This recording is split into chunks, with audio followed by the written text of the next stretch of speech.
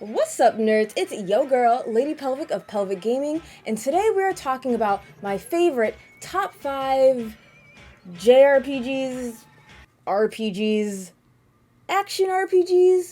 action games with RPG elements. We kind of got a medley going on. Okay, games of this genre that have consistently good boss battles, not including final bosses. This topic is brought to you by my patrons. So without further ado, let's discuss games that have creative, fun, and or challenging boss fights through and through. Number 5. In my early reviewing days, I encountered a beautiful story that kind of reminded me of fairy tales of old. An honorable man who saves a beautiful woman by traveling through 13 towers in order to alleviate the curse that will befall her.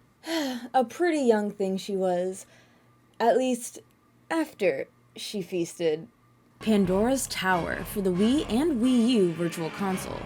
Not quite a JRPG, more action RPG, but how could I not include a story about ripping beast flesh from vicious monsters? In our story, in order for our hero Arion to save the love of his life Elena from a horrific fate, he must feed her master flesh while on a timer. Yes, you heard right. To protect his vegetarian lover, you gotta race against time through a monster-ridden fortress of 13 perilous towers. Then kill the monsters in charge to stave off her mysterious curse, or else something terrible will befall Elena. Granted, if you're short on time, you could always feed her the flesh of smaller monsters to buy yourself some extra leverage. Master flesh is obtainable by defeating a master in one of the towers. Each master has a unique pattern that should be observed and used against them to tear their flesh clean out of their grotesque form. While this isn't a boss rush like Shadow of the Colossus, there are puzzles and traps and enemies to hinder you from reaching the top.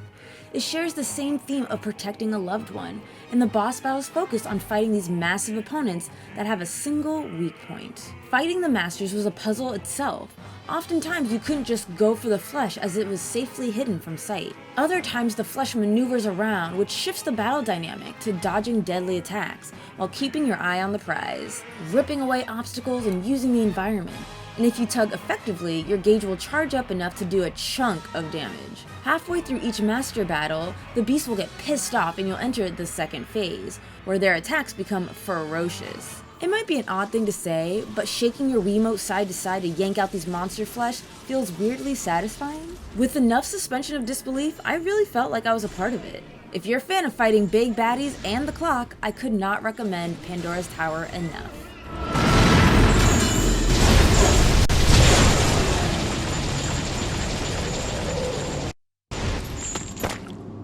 Number 4. Usually enemies have a set scaling of defensive stats, where you attack and do decent damage. In this case, if you want to deal any decent damage, you must break their defenses. Also, this game really hypes the player up to take on some of these bosses. I think there's something to be said when a game makes you feel scared or nervous or excited and pumped for a boss fight, opposed to just making it at the end of the cave and oh, there's a boss here, yippee-ki-yay. Octopath Traveler, a game that puts a refreshing and strategic twist on turn-based battles. In combat, you have to lower the enemy's defenses by hitting their weak point, and then go on the offensive. Man, it's such a lovely thing for old school JRPG lovers. Early bosses seem easy at first. Like any other game, they crank up the difficulty with unique traits to each boss. One enemy summons hard-hitting lackeys while increasing their own defense. Another summons lackeys with different weaknesses than his, or more importantly, lackeys that lock boss weaknesses. Then comes the status effects, and later boss battles, after you break them, they'll come back with even more shield points, making it harder to get another break. Some even gain more turns, which can be deadly when they hit your team like a brick house.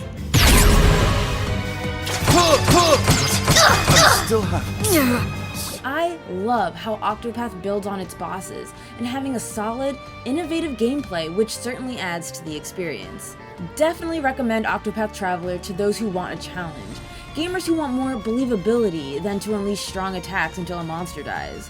This is for those who plan and go over their strategy 2 times over, just to make sure they can secure every possible advantage. Letting the hunt begin.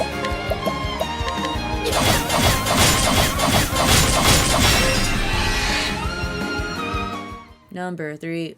A classic. In fact, are you really a JRPG fan if you've never played this game?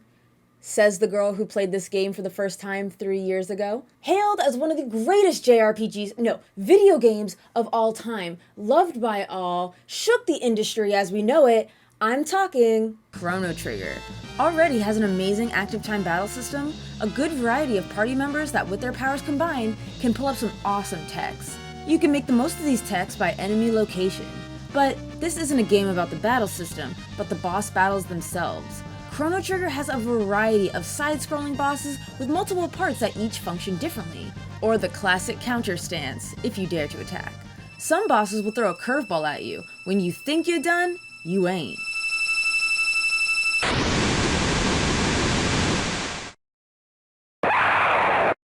Nizbel is another tricky bastard, finding a way to dispel his lightning only to have him use it against you. One of my favorite fights in all of JRPGs is the first time you battle Ozzy, which is funny cause it's not much of a battle at all.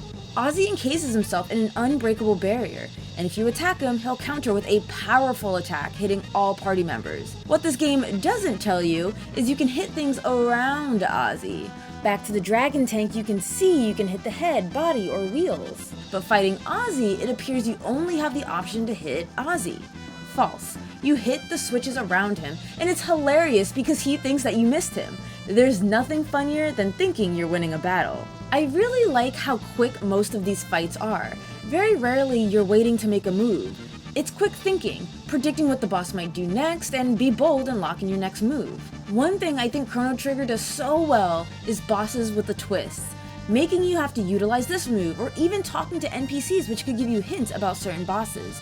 It rewards the player for information gathering and playing smart. Most of Chrono Trigger's bosses I found pretty easy, especially once you find the trick, but occasionally you'll have a run-in with a boss that tests your patience. This timeless classic is a must-play for anyone who enjoys fun and speedy bosses.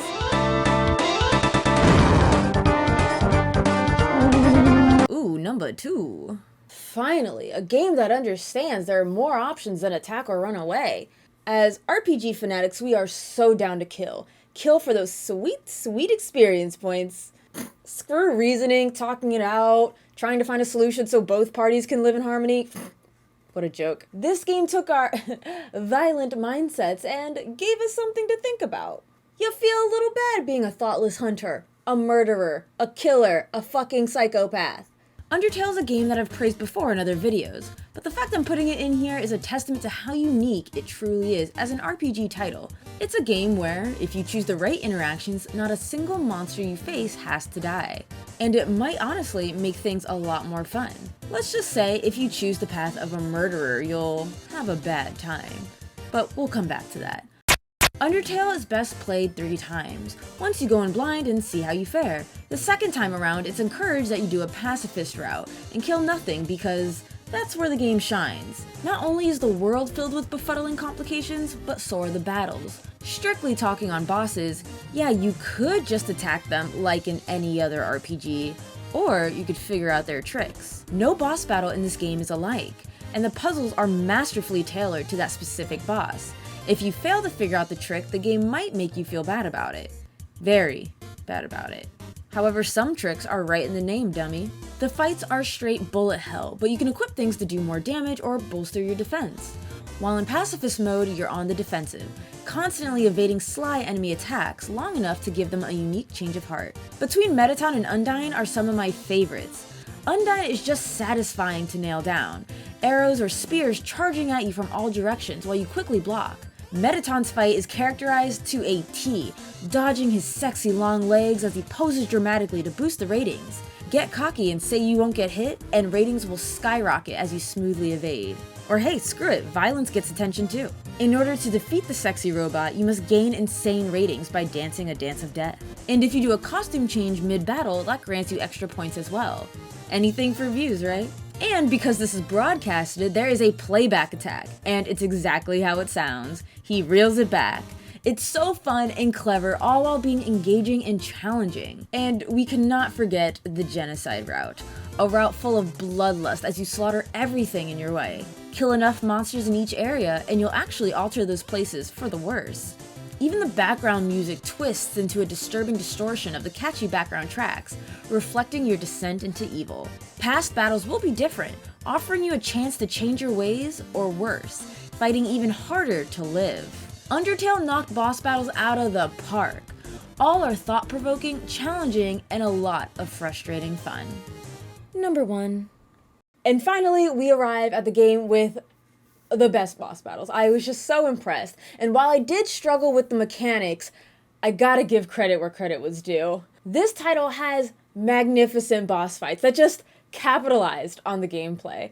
The Legend of Dragoon, hands down, has the best boss fights I've experienced in years. Listen, I admit I'm not crazy about the time button press battle system, but dang it, the boss fights complemented it so well. One of the early bosses, Kongal, makes sure of that. If you fail to complete a combo, Kongal will stop you right there and throw you back. It's a very do or die situation. There's nothing like teaching someone how to swim than throwing them into the ocean, and that's why Kongal was such a smart early game boss. A bit later in game, you'll be facing one of your own, a fellow Dragoon.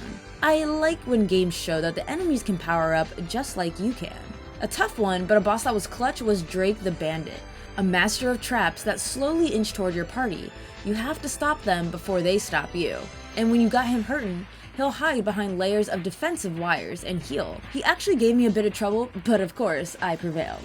I also like how this game puts you in tough spots, like having to fend for yourself without the power to transform into a Dragoon. If you were relying on that great power too much, how would you fare without it? Which brings me to the first boss that killed me. I made it all the way to Disc 3 without dying, like a proper pro gamer. But this SOB, the Grand Jewel, if you turn into a Dragoon, it will overkill you. The whole point of going there is to get a staff that neutralizes Dragoon powers. The game strongly suggests not using your Dragoon powers. But you know, curious minds do dumb things, and sometimes you gotta see for yourself. And of course, we got the classic must kill all enemies at the same time boss, which was the most annoying in my opinion. This guy almost got me.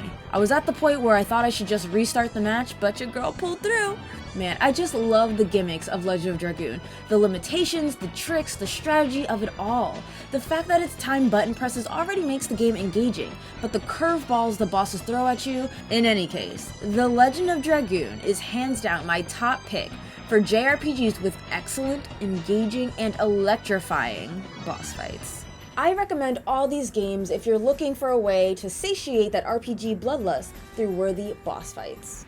This video is for gamers with a warrior's mentality, who thrive under pressure, who embody the character trope that's usually prevalent in manga, you know, seeking a worthy opponent to test their mettle against. I welcome all challengers, I'm undefeated, I'm the motherfucking king of all gamers, blah blah blah, suck my dick. This video's for you. Some of these bosses will give you a run for your money, and at the very least, a fun time. That said, let me know in the comments section which JRPGs, action JRPGs, that whole genre, that have excellent boss fights that I might have missed out on. Bosses that have you feeling that wave of catharsis once you kick their frustrating behinds. I'm always looking for suckers to knock down a peg. As always, thank you for watching. Top box is more top 5 videos like this, and the bottom box is my Let's Play channel. Also, please consider joining my Patreon. They vote on which games I'll play next or which top 5 video I'll do. That said, I appreciate you, hope you're staying indoors, staying safe, and I'll see you in the next video. Mwah!